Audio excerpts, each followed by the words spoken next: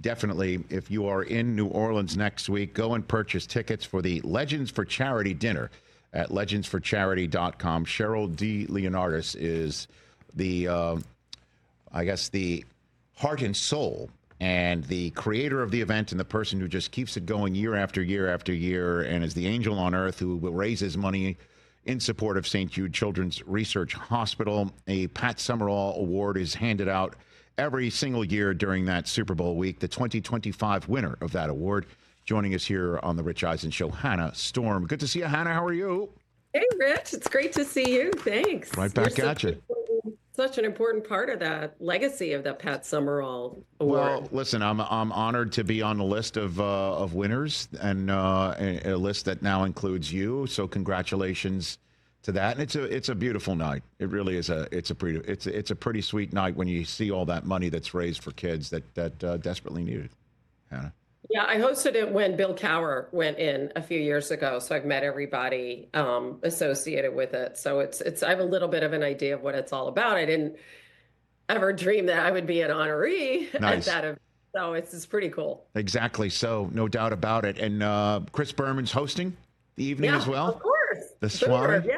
He flies in every couple of years and he hosts. And the kind of nice thing is too, obviously the Super Bowl in New Orleans, like Archie Manning is super busy, but I know he's going to stop by for a while too. So, and he's a longtime friend and of course a great supporter of Legends for Charity. Yeah. So I'm excited to see him as well. I was the host the night 12 years ago. Last time this was in New Orleans, he received the award, and it was just great to see.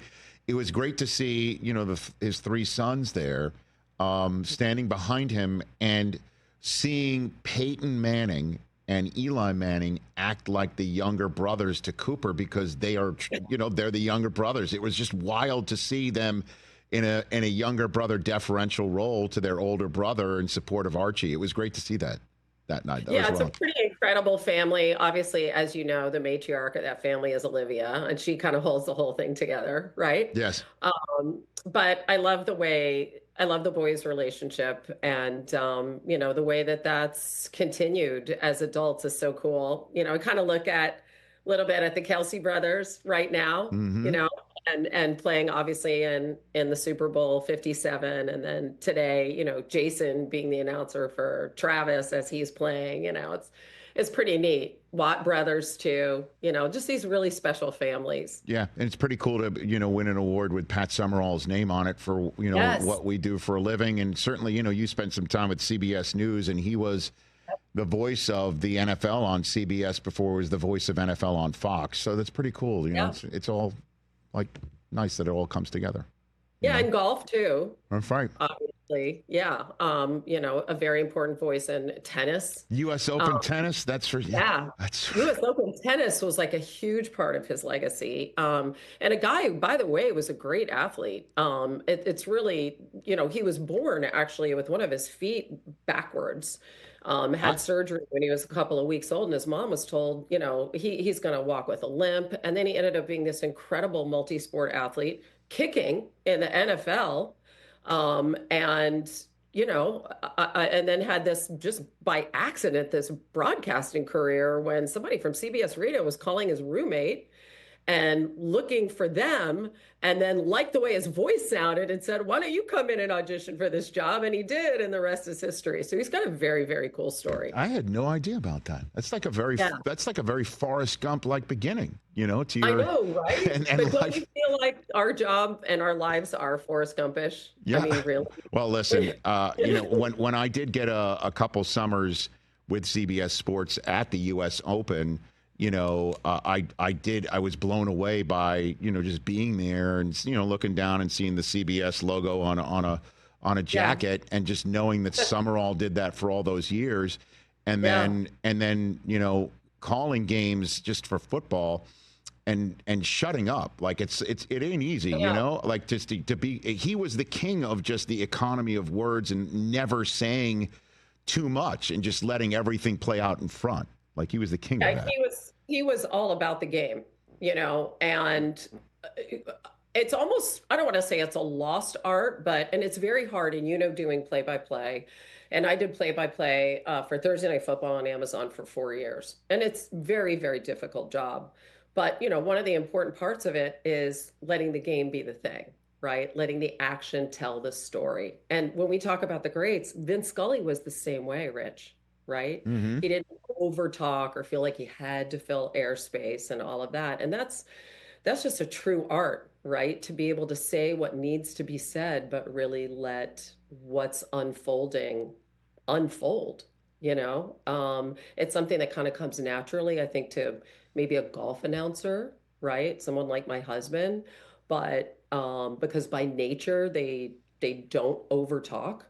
I think because of the nature of the sport, but with football, it's I think, we could all emulate Pat Summerall, Yeah. right? Absolutely, no doubt. And you've been around sports your entire life. Is it true your dad was the commissioner of the ABA, Hannah? Yes. Isn't that crazy? So when I was a little kid, I would grow up when it wasn't a school night and I would be going to basketball games. And so when I got to Notre Dame and, I was thinking about what I wanted to do for a living, I was like, well, I want to be in sports. I want to be a sports announcer. I started at the radio station in college and the local TV station because I loved it. I just knew how much fun it was, but that was just from living it, on the business side. And we moved around constantly because of my dad's job. So he ended up being in the old WFL, USFL, Yeah. all these other leagues, indoor tennis, like crazy stuff. The Astros. I mean, we were all over the place. But I knew how much fun sports was. So I'm really grateful for that because I think as a woman, naturally, there were no women doing it at the time, but I was lucky enough to grow up around sports so that I was pretty stubborn and determined. I was like, yeah, I really want to work in this. So that tenacity definitely served me well. Well, you arrived at NBC at a perfect time too, right? Yeah. At the Oh cross my section of gosh. so much of the NFL and the Jordan years in the NBA on NBC. John Yeah. Tesh, Round Ball Rock, the whole thing. When you were. Olympics, Notre Dame football. I That's mean, there right. was a point, Rich, where NBC basically had everything. And we even had something called the Baseball Network. I don't know if you remember Oh, that. It I was really remember that. I remember yes, sitting in. Well, I was on local TV at the time in Redding, California, yeah, watching the Yankees take on the Mariners on the Baseball Network. In the right. '95 playoffs, watching them beat the Yankees, and I turned the television off and sat in silence for 5 minutes. I remember watching the Oh, Baseball Network. Oh I'm yeah, sorry. that's all right. That all the Baseball Network stuff was actually done out of Bristol, hilariously. And I think ESPN was like one building at the time, and there was like a Friendlies across the street. So we would, drive up and grab a fribble from Friendlies and sit there all night, with myself, maybe one other person Yeah. in this like little closet of a studio and do the Baseball Network. It was pretty Wow. crazy to see like what it all is Yeah, today, no doubt, no doubt about it. And you and I have something in common, not just a Summerall Award, but also you and I had the, unfortunate moment where both you and I, for our respective networks, announced the passing of Stuart Scott.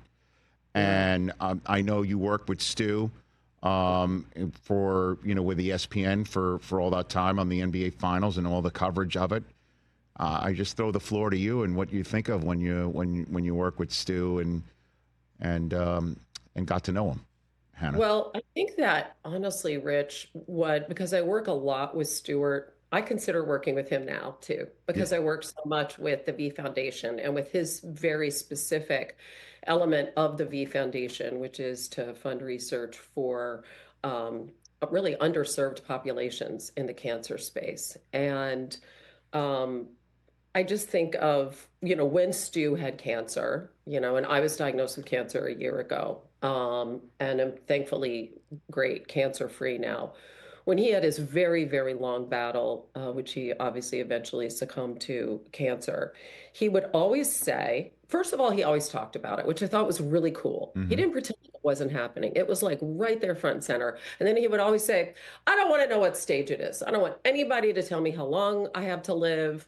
I don't want to know the odds. I don't want to know any of it. I'm just going to live my life. And you remember, he would like work out like a fiend, drink his protein shakes, talk about hanging out with his girls. I mean, he really he really lived life without thinking about what was coming down the road. And I just thought, obviously his broadcast legacy is unparalleled and singular. He allowed people to be themselves. He was unabashedly himself in every sense of the word. He was genuine. He was true. He was 100% authentic.